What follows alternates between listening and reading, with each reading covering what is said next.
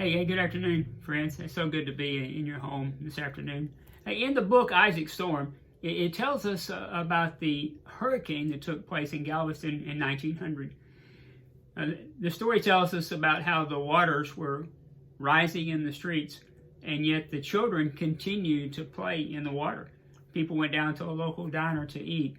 The National Weather Service didn't even issue a hurricane warning. See, there had never, ever been a hurricane in Galveston. And as a result, they thought that storm cannot come our way. It will not hurt us. Galveston thought that they were invincible. The result of that was 6,000 people lost their lives in that hurricane. We're facing a storm today. It's called the coronavirus. And pretending that it's not there is not going to make it go away. You know, I ran into a friend this week, and he didn't have on a mask, he wasn't wearing gloves, and he wanted to embrace me, and I kept my safe distance from him. And he began to tell me about how that we didn't have to worry about this coronavirus thing, it really wasn't real, that God would take care of us and so forth and so on. And when he said that, what went through my mind was, really? Let me think about that just for a minute. 1.3 Americans have been infected by the coronavirus, and 80,000 people have died. See, there's a myth that ostriches stick their heads in the sand to hide themselves, and it'll protect them. Well, sticking our head in the sand, it's not going to make the storm go away. We need to be prudent. We need to stay safe. We need to obey the laws of the land that were put there to protect us. We're all handling the coronavirus exactly the same way. That is, we're taking it one day at a time, one step at a time, believing that God's going to take care of us. Jesus, he talked a lot about storms. Watch this short clip.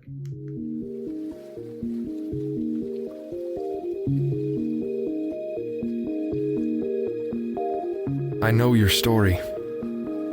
I've read it cover to cover. And I know the storms that will come. The waves will swell and the sky will darken. Though you'll fight against the current, you'll be swept away. You'll feel helpless and abandoned, and you'll wonder where I am in the midst of it all. I know this isn't the way you thought our relationship would work, but my plans are not for my comfort or yours. My purposes are always and only an expression of love. The scars in my hands are proof that love will sometimes lead you directly into the storm. Though you can't understand my plans, you can trust in one thing, that I am entirely good.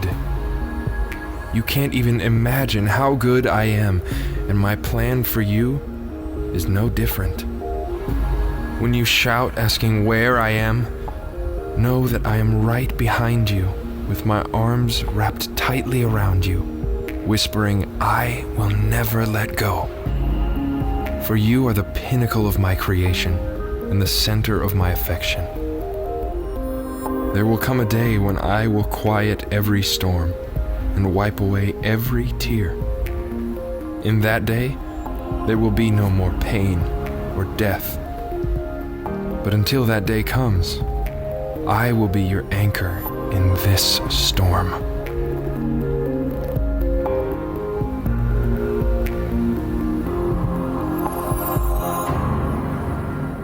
In Hebrews chapter number 6, it reads, "This hope is a strong and trustworthy anchor for our souls."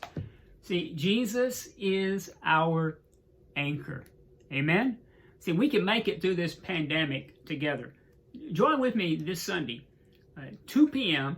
online, as we begin a brand new journey on how to handle life's storms. God bless you, friends. Stay safe. Keep holding on to the anchor, trusting Jesus. See you soon.